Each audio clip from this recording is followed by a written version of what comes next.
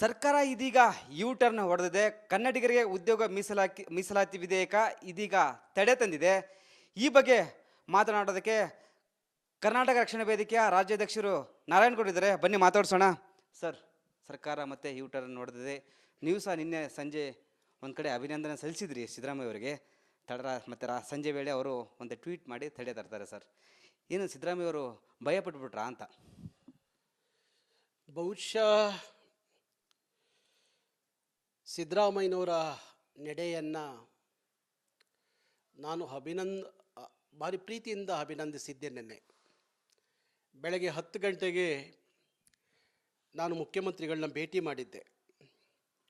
ಆ ಸಂದರ್ಭದಲ್ಲೂ ಸಹ ಮುಖ್ಯಮಂತ್ರಿಗಳು ನನಗೆ ಹೇಳಿದ ಮಾತು ಏನಪ್ಪ ಅಂದರೆ, ನಾನು ಕನ್ನಡದ ಪರವಾಗಿದ್ದೀನಿ, ಕನ್ನಡಿಗರ ಪರವಾಗಿದ್ದೀನಿ, ನಾನು ಯಾವುದೇ ಒತ್ತಡಕ್ಕೆ ಮಣಿಯೋದಿಲ್ಲ, ನನಗೆ ಕನ್ನಡ ಮಕ್ಕಳ ಭವಿಷ್ಯ ಮುಖ್ಯ,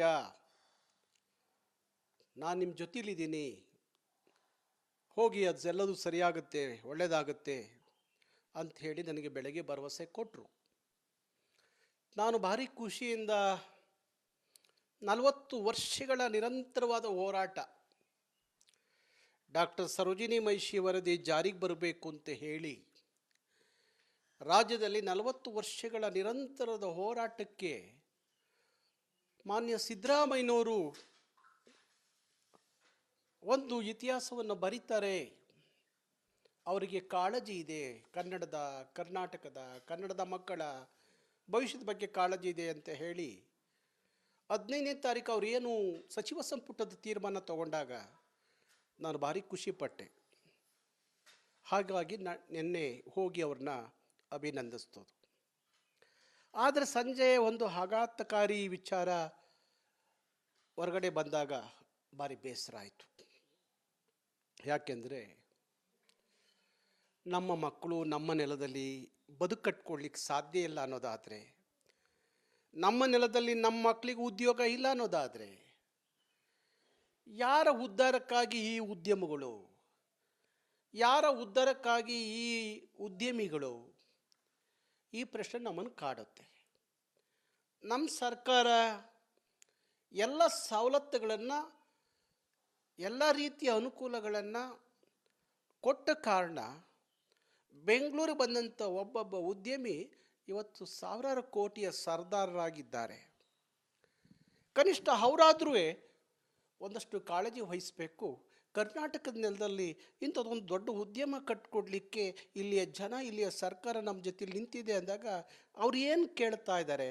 ಉದ್ಯೋಗ ಕೇಳ್ತಾ ಇದ್ದಾರೆ, ಕೊಡೋಣ. ಅವರು ಸಮರ್ಥರಿಲ್ಲದೆ ಹೋದರೆ ಒಂದಷ್ಟು ಸರ್ಕಾರದ ಮುಖಾಂತರ ಅವ್ರನ್ನ ಟ್ರೈನಿಂಗ್ ಮಾಡಿ ಅವರಿಗೊಂದಷ್ಟು ಕೆಲಸ ಕೊಡೋಣ ಅನ್ನುವ ಕಾಳಜಿ, ಕಳಕಳಿ ಇವತ್ತು ಉದ್ಯಮಿಗಳಿಗೆ ಇರಬೇಕಾಗಿತ್ತು. ಒಂದು ಕಡೆ ಸರ್ಕಾರಕ್ಕೆ ಉದ್ಯಮಿಗಳು ಒಂದು ಕಡೆ ಬೆದರಿಕೆ ಹಾಕಿದ್ದಾರೆ, ನಾವು ಬೇರೆ ರಾಜ್ಯಗಳಿಗೆ ಹೋಗ್ತೀವಿ. ಒಂದು ಕಡೆ ಆಂಧ್ರ ಪ್ರದೇಶ ಆಹ್ವಾನ ಮಾಡ್ತದೆ, ನಮ್ಮ ರಾಜ್ಯಕ್ಕೆ ಬನ್ನಿ ಅಂತ. ಇದರಿಂದ ಸಿದ್ದರಾಮಯ್ಯ ಅವರು ಭಯಪಟ್ರ ಅಂತ ಮುಖ್ಯಮಂತ್ರಿಗಳು ಅನಿಸುತ್ತೆ. ಯಾಕೆಂದರೆ ಇವತ್ತು ರಾಜ್ಯದ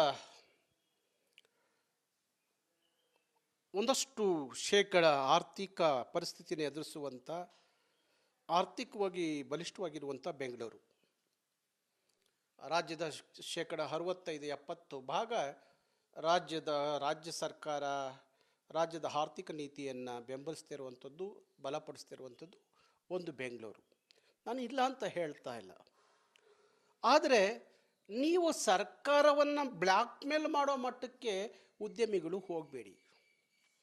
ಯಾಕಂದರೆ ನೀವು ಇಲ್ಲದೇ ಇದ್ದಾಗಲೂ ನಾವು ಚೆನ್ನಾಗಿ ಬದುಕಿದ್ದೀವಿ ಬೆಂಗಳೂರಿನಲ್ಲಿ, ಕರ್ನಾಟಕದಲ್ಲಿ ಈಗಲೂ ಚೆನ್ನಾಗಿದ್ದೀವಿ, ಮುಂದೆಯೂ ಚೆನ್ನಾಗಿರ್ತೀವಿ ಅನ್ನೋ ನಂಬಿಕೆನೇ ನಮ್ಮದು. ಹಾಗಾಗಿ ಯಾವ ಕಾರಣಕ್ಕೆ ಬ್ಲ್ಯಾಕ್ ಮೇಲ್ ಮಾಡ್ತೀರಿ ಸರ್ಕಾರವನ್ನು? ಏನು ನಾವು ಬೇರೆ ರಾಜ್ಯಗಳಿಗೆ ಹೋಗ್ಬಿಡ್ತೀವಿ? ಇಡೀ ದೇಶದಲ್ಲಿ ಕರ್ನಾಟಕದಂಥ, ಬೆಂಗಳೂರಂಥ ಪ್ರದೇಶ, ಆ ಪ್ರದೇಶದ ಜನ ಅಷ್ಟು ಒಳ್ಳೆಯ ಜನ, ಹೃದಯ ಶ್ರೀಮಂತಿಕೆ ಜನ ನಿಮಗೆಲ್ಲೂ ಸಿಗ್ಲಿಕ್ಕೆ ಸಾಧ್ಯನೇ ಇಲ್ಲ. ಅವತ್ತಿನ ಎಸ್.ಎಂ. ಕೃಷ್ಣವರ ಸರ್ಕಾರದ ಅವಧಿಯಿಂದ ಇವತ್ತವರೆಗೂ ನಾನು ಗಮನಿಸಿದ್ದೀನಿ, ಎಸ್.ಎಂ. ಕೃಷ್ಣವ್ರ ಸರ್ಕಾರದಲ್ಲಿ ಬಹುತೇಕ ಉದ್ಯಮಿಗಳಿಗೆ ಉಚಿತವಾಗಿ ಭೂಮಿ ಕೊಟ್ಟರು, ರಿಯಾಯಿತಿ ದರದಲ್ಲಿ ಭೂಮಿ ಕೊಟ್ಟರು. 16 ವರ್ಷ ಉದ್ಯಮ ಚೆನ್ನಾಗಿ ಕಟ್ಟಲಿ ಅಂತ ಹೇಳಿ ಟ್ಯಾಕ್ಸ್ ಫ್ರೀ ಮಾಡಿದ್ರು. ಅವ್ರು ಕೇಳಿದಂಥ ರಸ್ತೆ, ಅವ್ರು ಕೇಳಿದಂಥ ಮೂಲಭೂತ ಸೌಕರ್ಯ, ಅವ್ರಿಗಾಗಿ ಬೆಂಗಳೂರು ನಗರದ ಭಾರಿ ದೊಡ್ಡ ಡೆವಲಪ್ಮೆಂಟ್ನ ಇಲ್ಲಿವರೆಗೂ ಬಂದಂಥ ಎಲ್ಲ ಸರ್ಕಾರಗಳು ಮಾಡಿಕೊಂಡು ಬಂದು. ಯಾರಿಗೋಸ್ಕರ? ಶ್ರೀಸಾಮಾನ್ಯರಿಗೋಸ್ಕರ ಅಲ್ಲ, ನಿಮ್ಮ ಐ ಟಿ ಕಂಪ್ನಿಗಳಿಗೋಸ್ಕರ, ನಿಮ್ಮ ಉದ್ಯಮಗಳಿಗೋಸ್ಕರ. ಎಲ್ಲ ಥರದ ಡೆವಲಪ್, ನೀವು ಸರ್ಕಾರವನ್ನು ಏನೇನು ಕೇಳಿದ್ರಿ ಎಲ್ಲ ಥರದ ಡೆವಲಪ್ಗಳನ್ನು ಮಾಡಿಕೊಟ್ಟಿದ್ದಾರೆ. ಇನ್ನೂ ಕೇಳಿದ್ರು ಮಾಡಿಕೊಡೋಕ್ಕೆ ನಮ್ಮ ಸರ್ಕಾರ ರೆಡಿ ಇದೆ, ಕರ್ನಾಟಕ ಸರ್ಕಾರ. ಅದು ಬಿಟ್ಟು ನೀವು ಇವತ್ತು ಉದ್ಯೋಗದ ವಿಚಾರದಲ್ಲಿ ಬೆದರಿಕೆ ಹಾಕೋದು, ಬ್ಲಾಕ್ ಮೇಲ್ ಮಾಡೋದು ಸರ್ಕಾರವನ್ನು, ಅದು ಸರಿಯಾದ ಕ್ರಮ ಅಲ್ಲ. ಹಾಗಾದ್ರೆ ಸರ್, ಹೋರಾಟ ಯಾವ ರೀತಿ ಇರುತ್ತೆ ಸರ್ ಮುಂದಿನ ದಿನಗಳ ಸರ್ಕಾರದ ವಿರುದ್ಧ ಅಂತ? ನಾನು ಮಾನ್ಯ ಮುಖ್ಯಮಂತ್ರಿಗಳಿಗೆ ನೇರವಾಗಿ ಮನವಿ ಮಾಡ್ತಾ ಇದ್ದೀನಿ, ಈ ವಿಚಾರದಲ್ಲಿ ನಾವು ಯಾರ ಜೊತೆ ರಾಜಿ ಆಗಲ್ಲ.